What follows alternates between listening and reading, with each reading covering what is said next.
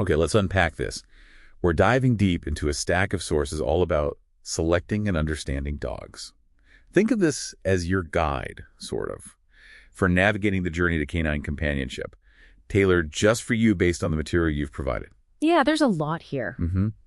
The sources cover everything from matching breeds to different lifestyles, getting into the nuances of trainability, and laying out the absolute essentials of responsible ownership. And the material makes it really clear. Welcoming a dog into your life is, well, it's a significant decision. It's definitely moved beyond just, having a pet. Right.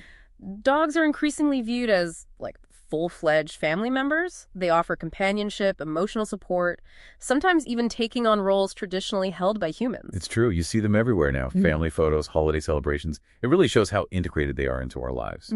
Exactly. And because they're becoming such central figures in the family dynamic, choosing the right canine companion needs careful consideration, a mismatch in temperament or energy level, or just the specific needs between you and a dog that can create stress and unhappiness for everyone, really. So this deep dive is really about arming you with the knowledge from these sources, trying to help you choose a dog you can build a fulfilling, harmonious, lifelong partnership with. Let's get into the material and see what insights we can uncover together about finding your ideal furry family member. Okay, let's start with what the sources say about matching dog breeds to your unique lifestyle. The core idea seems to be, look, there's no single best breed. The ideal dog for you is one whose characteristics truly align with your specific life context. And importantly, while breed traits are a strong guide, the material also notes that individual dogs within a breed can vary quite a bit. Oh, absolutely. Which means research into specific lines or individual dogs, especially if you're considering rescue, is pretty essential. Definitely. The sources look at this through the lens of different lifestyle scenarios. Let's maybe start there. Sounds good. First up, for families with young children, what did the sources highlight as the key needs here? They really emphasize gentleness, patience, tolerance, and an energy level that's moderate to high, but crucially manageable. Manageable. And size matters too. The dog needs to be sturdy enough, not easily injured by a clumsy kid, but not so large or boisterous that they'd accidentally knock a small child over. So kind of a balance. Exactly. Medium to large, well-built yet gentle breeds are often recommended. Okay, and what's a crucial insight the sources offered for this specific situation? Something beyond just the breed. This is, I think, where it gets really important. Parent supervision is vital. Absolutely vital. The sources are crystal clear that children must be taught respectful interaction. No pulling ears, no bothering the dog while it's eating or sleeping, stuff like that. You just can't rely solely on a breed's reputation. Active management and actually teaching kids how to interact safely, that's crucial for preventing problems down the line. Makes total sense. So which breeds were highlighted as potential good fits in the material? Well, the Labrador Retriever comes up consistently. Friendly, outgoing, patient, generally good with kids and other dogs. High energy though, right? Definitely high energy, needing significant daily activity. Though it's interesting, the sources varied a bit on the exact time needed. Some said 2+ hours, others averaged more like 40 minutes. Shows variation even in general advice. It does, but generally high energy. They're medium-large, sturdy, shed a lot. Oh, yeah. And have that reputation as excellent family dogs. Right. But they absolutely need early training because of their strength and energy. And golden retrievers, often mentioned in the same breath. Very similar qualities listed. Friendly, intelligent, devoted, patient, gentle, excellent with kids. They're active and energetic, needing, notable daily exercise. Also medium-large, shed considerably, need regular grooming. They seem to thrive on being part of family activities and are highly trainable. Okay. What about a couple other examples that might fit this family scenario? The boxer was highlighted. Loyal, affectionate, intelligent, patient, and protective with kids. High energy, again, needs ample exercise, medium-large size. Their bounciness when young, though. That means they're probably better for families prepared for that kind of exuberance. Gotcha. And the collie, both the rough and smooth coats, described as devoted, intelligent, gentle, good with children, moderate to high energy, large size. They're highly trainable, but also noted as sensitive, so they do best with positive training methods. Okay, let's switch gears. What about active singles and couples? The sources suggest people in this lifestyle often want a dog with, high stamina, intelligence, trainability, someone to join them in activities. Right. And what's fascinating here is the emphasis on more than just physical exercise for these high-drive broods. It wasn't just about running them. Yeah.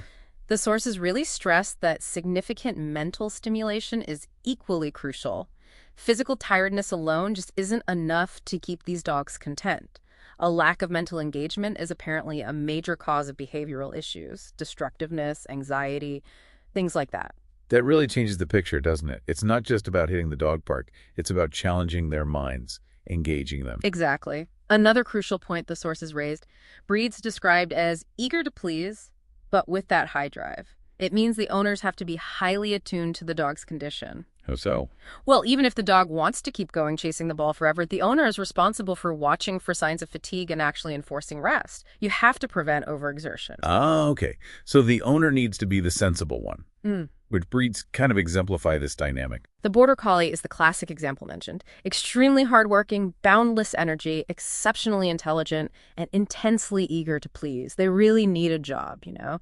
Vigorous daily exercise way beyond just walks. They excel in demanding dog sports like agility or herding. But the flip side. The caveat is they absolutely require significant mental stimulation and probably an experienced owner. Otherwise, all that energy and intelligence can manifest as neurotic behaviors or destructiveness. And Australian Shepherds, similar profile. Yes, very much so.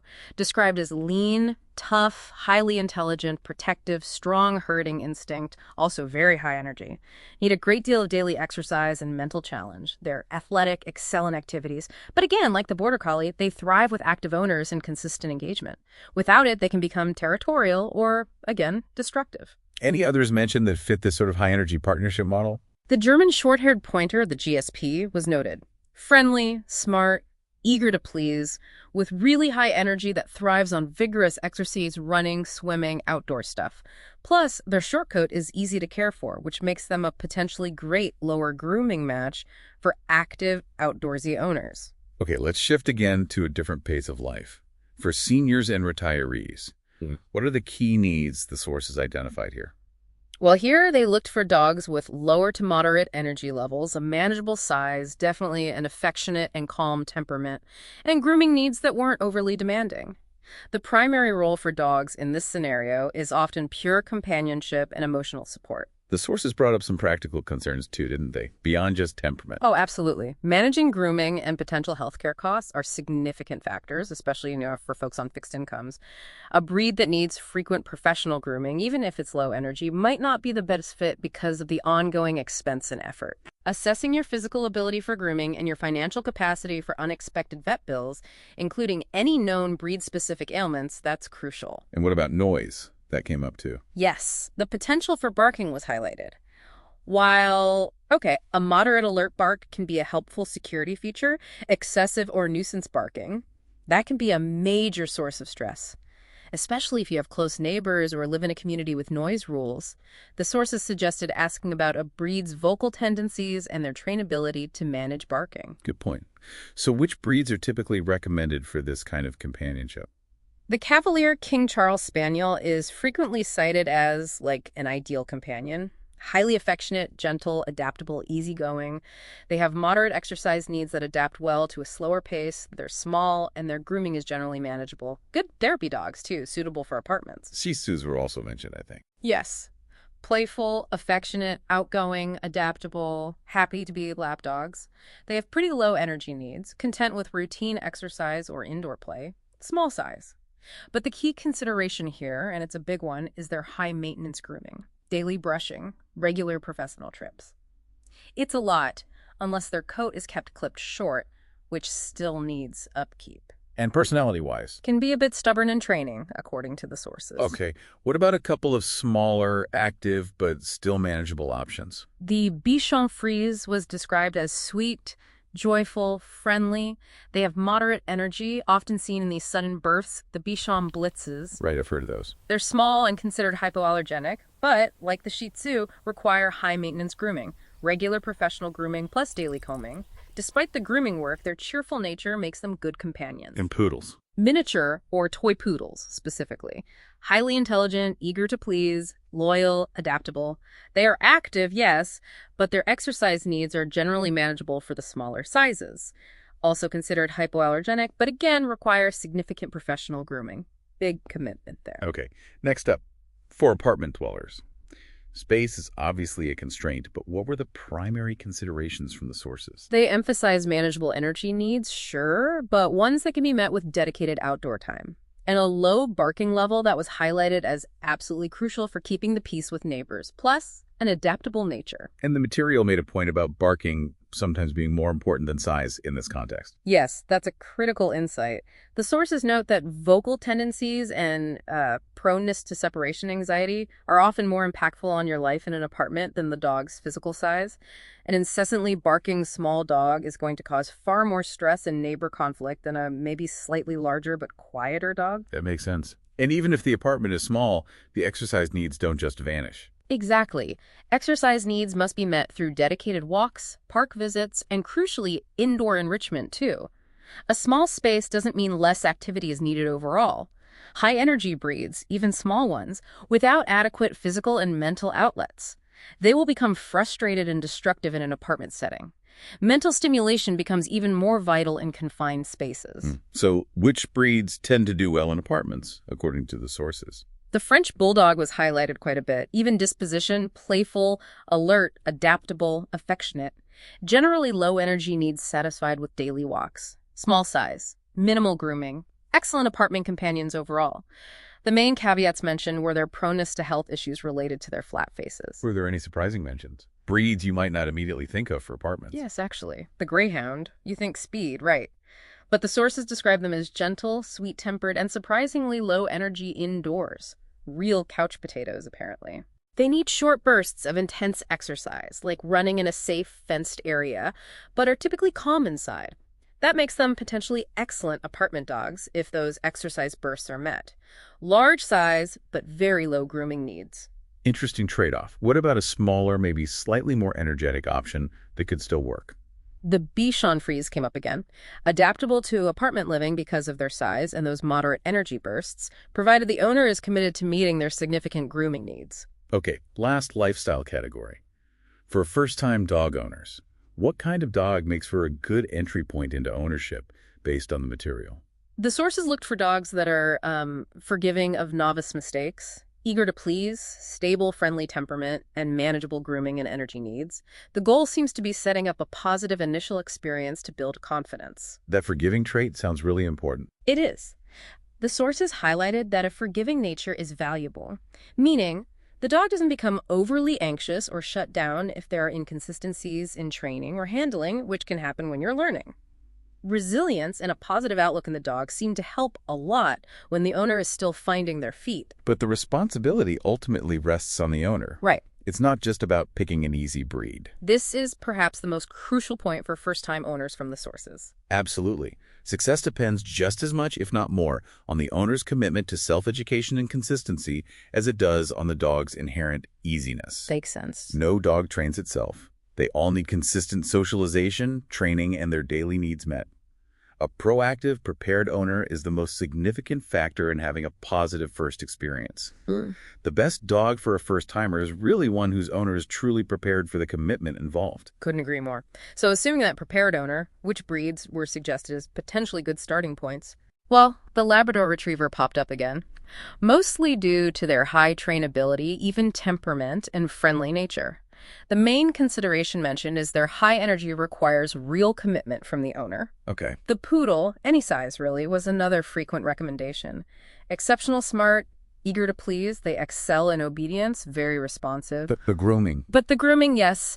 Regular professional grooming is a significant commitment in both time and cost. And they need mental stimulation too, or they get bored. And something smaller, perhaps. The Cavalier King Charles Spaniel, again, mentioned for their gentle, affectionate, adaptable nature. Very trainable, good with people, and have relatively lower maintenance exercise and grooming needs compared to many others. Though it is important to be aware of potential breed-specific health predispositions and research breeder health screening practices. Also, the Papillon, a friendly toy breed. Alert, adaptable, they enjoy outdoor time, but can be easily exercised indoors too. Their intelligence and eagerness to please, plus their small size and relatively manageable long coat, that can make them a good match for attentive first-time owners. That's a fantastic overview of matching lifestyles. Now let's dig into trainability a bit more.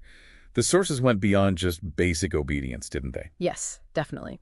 They define trainability as this complex interplay of intelligence, breed predispositions, and, importantly, the human-animal bond. It's not just about how quickly a dog learns sit or stay. Okay, so what are the key factors that make up this trainability? First, there's intelligence and learning ability. The sources talked about different types. Instinctive intelligence, like herding, adaptive intelligence, learning from their environment, and working or obedience intelligence, which is learning from humans. Some breeds, like those in the working group, border collies, poodles, they learn commands very quickly. But, and this is key, high intelligence doesn't always equal easy compliance. Well, really smart dogs can get bored easily if training isn't engaging, or they can even figure out how to, outwit you or work the system. Huh. Okay, that makes sense. What else contributes to trainability? Eagerness to please, often called biddability. This is described as an inherent desire to work collaboratively with humans. It's a powerful motivator for many breeds. Think Labs, Goldens, even breeds like Havanese were mentioned. Training success with these dogs is often linked to keeping it fun and engaging using positive reinforcement. It can be more straightforward for novices than working with dogs that are highly intelligent but perhaps more independent-minded. And the history of the breed plays a role too. Absolutely critical. Breed history and original purpose. Their historical jobs shaped their behaviors, their drives, their responsiveness to humans.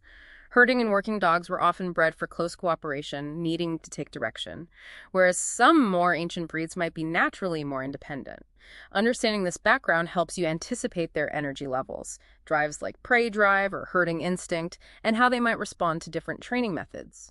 The sources even mention some specific cognitive abilities, referencing that Helsinki study. Yes, that study was fascinating. It showed actual breed differences in certain cognitive areas. For example, Belgian Malinois and Border Collies were fastest at spatial problem-solving, navigating complex environments, or finding hidden objects. Interesting. Border Collies also scored really high on inhibitory control, basically, impulse control, being able to wait, hold a stay. Malinois and German Shepherds were noted as being lower in inhibitory control. The sources speculated this might actually be beneficial for the quick reactions needed in some police or military work, even if it makes holding a stay command a bit tougher. And other cognitive skills. Logical reasoning and short-term memory, interestingly, didn't seem to differ much by breed in that particular study. So how does knowing this inform how you might train a dog? It shows that trainability isn't monolithic, right? A dog brilliant at problem-solving might need lots of puzzle toys and challenging games to stay engaged. A dog with lower natural impulse control might need more focused, patient training specifically on exercises like stay or waiting politely at doors. You need to tailor your approach. And you mentioned earlier that high trainability often comes with a catch. Yes, it's worth reinforcing. High trainability almost always comes with a significant need for mental stimulation. If that need isn't met, that intelligence and energy get channeled elsewhere, often into what we perceive as difficult or destructive behaviors, chewing things up, digging holes, excessive barking. A highly trainable dog isn't necessarily an easy dog. They often require more consistent and creative engagement from their owner to thrive. Okay, let's quickly recap some of the breeds the sources highlighted as particularly trainable, keeping in mind everything we just discussed about needs and challenges. Sure, the poodle. Exceptionally smart, excel in obedience and sports, very devoted. But they need that mental stimulation, or they can definitely get into mischief.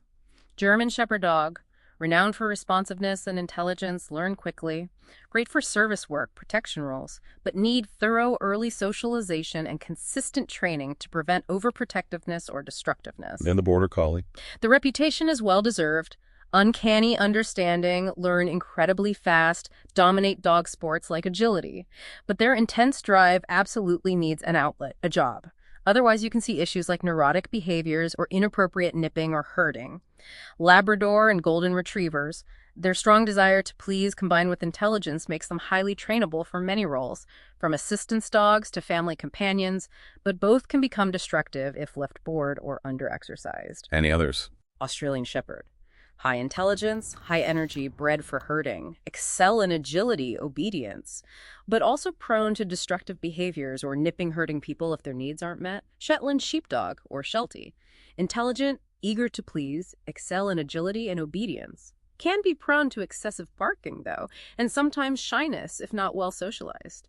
Noted as sensitive to harsh training methods. Doberman Pinscher. Intelligent, loyal, energetic, retain training well. Good for protection work, guarding, but can be assertive and really need firm, consistent training and good socialization. So lots of potential across these breeds, but it always comes back to owner commitment and understanding the whole dog, not just the trainable part. Exactly. And always remember the individual variation we discussed earlier. While breed history and typical traits provide a strong blueprint, factors like bloodlines, parent temperaments, and especially early life experiences and socialization mean individual dogs within any breed can differ. Use breed tendencies as a guide, but always assess the individual dog in front of you. Okay, great points. We've covered matching lifestyles and dug into trainability. Now, let's get to the foundational stuff, the non-negotiable commitments for any dog owner, regardless of breed. The sources call these the essential pillars of responsible dog ownership. Yes, and this is where the sources really underline the long-term nature of the commitment. First and foremost is exercise and mental enrichment. Physical exercise is fundamental, of course, but it needs to be tailored to your specific dog's breed, age, size, and health. The sources give a general guideline, maybe 30 minutes to 2 hours daily, but stress there's huge variation. A pug needs very different exercise than a border collie. And consistency is key. Consistency is key. It prevents a lot of common behavioral problems like restlessness, destructiveness, excessive barking. And mental stimulation. You've highlighted how crucial that is, especially for trainable breeds. It's equally vital for all dogs and often underestimated. It prevents boredom, reduces stress and anxiety, keeps their minds sharp. Lack of it is a major driver of unwanted behaviors, just like lack of physical exercise. What kind of things count as mental stimulation? Oh, lots of things. Puzzle toys where they have to figure out how to get treats, scent work, even just hiding treats around the house for them to find, training new commands or fun tricks, interactive play like hide and seek, even just exposure to new, safe environments and people provides valuable mental input. It can be just as tiring as physical activity sometimes. Okay, next pillar, and arguably one of the most critical for behavioral soundness later in life, is early socialization. There's that specific time window for this, isn't there? Yes, the sensitive developmental window, typically cited as being between about 3 and 14 or maybe 16 weeks of age. Experiences during this relatively short period have a profound, lasting impact on a puppy's ability to be comfortable and confident navigating the world. So what does proper socialization actually involve doing? It means providing wide-ranging, positive, non-threatening exposure to all sorts of things. Diverse people, different ages, appearances, ways of moving, other friendly, healthy, vaccinated dogs in controlled settings, different animals, sights, sounds, smells, surfaces under their paws, different objects. Gentle handling all over their body is also key. And crucially, it must always be supervised, kept positive, and allowed at the puppy's own pace. You never want to force them into situations that scare them. And the consequences if this critical period is missed or done poorly. Inadequate socialization significantly increases the risk of fearfulness, anxiety, and potentially aggression later in life. A dog who missed out on this early positive exposure may really struggle to cope with normal, everyday situations as an adult. Okay. Another vital pillar mentioned was understanding breed-specific health considerations and lifespan. Right, knowing what might be coming down the pike health-wise. Exactly. Many breeds are predisposed to certain health issues. Things like hip dysplasia in German Shepherds or Labs, respiratory problems in flat-faced breeds like bulldogs or pugs, certain cancers in boxers or golden retrievers, maybe a propensity for obesity in Labs. Knowing these potential risks allows for proactive healthcare discussions with your vet. It helps you know what signs to watch for and informs decisions about things like pet insurance. And planning for how long you'll likely have the dog in your life? Yes, understanding the average lifespan. It's generally around 10 to 13 years overall, but it varies widely by breeds. Smaller dogs often live longer and other factors, things like genetics from responsible breeding practices, good nutrition, maintaining a healthy weight through proper exercise, a safe and low-stress environment, and consistent veterinary care, regular checkups, vaccinations, parasite prevention, dental care, all play a role. Understanding the typical lifespan helps set realistic expectations for the long-term commitment you're making. Speaking of long-term commitment, the sources were very specific about the financial commitment involved. That's a big one. Yes, and it's one that's often really underestimated by people beforehand. The financial costs go way beyond the initial adoption fee or purchase price. Upfront costs for supplies, crate, bowls, leash, collar, initial vet visits, maybe training classes can range from roughly, say, $1,150 to over $4,420, depending on what you get and where you are. Wow. And then there are the annual costs. Food, treats, routine vet care like checkups and vaccines, grooming, maybe pet sitting or boarding. These are estimated at $1,260 to over $4,170 per year.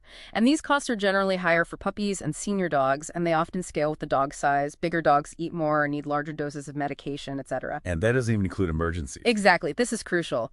You must budget for unexpected emergencies. An accident or sudden illness can easily run from $280 for something minor to over $1,750 or much more for a serious incident requiring surgery or hospitalization. That really adds up over a dog's lifetime.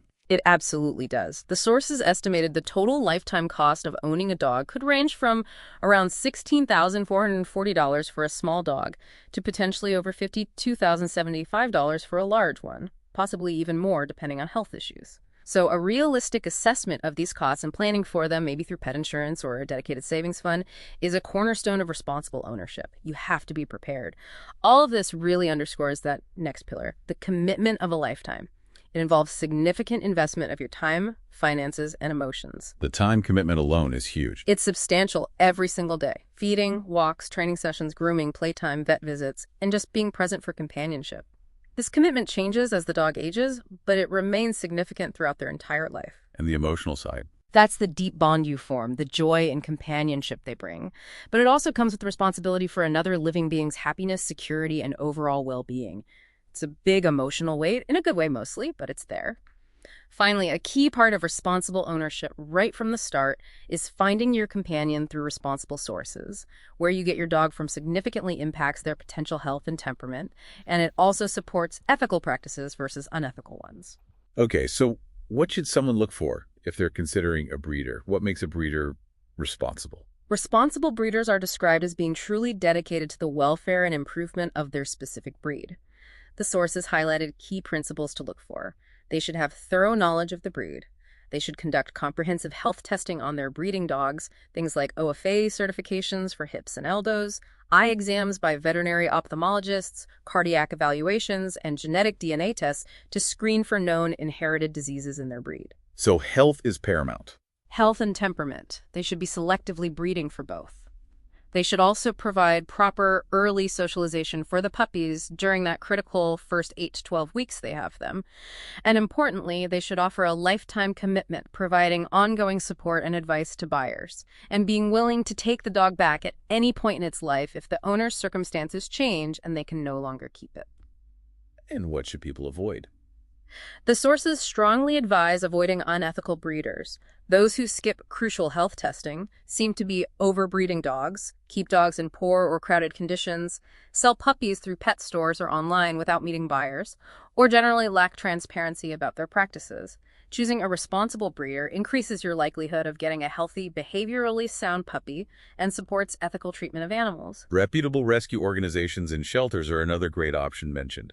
Absolutely. Adopting a dog from a shelter or rescue is a very rewarding experience. There are so many wonderful dogs available, purebreds and mixed breeds of all ages waiting for homes.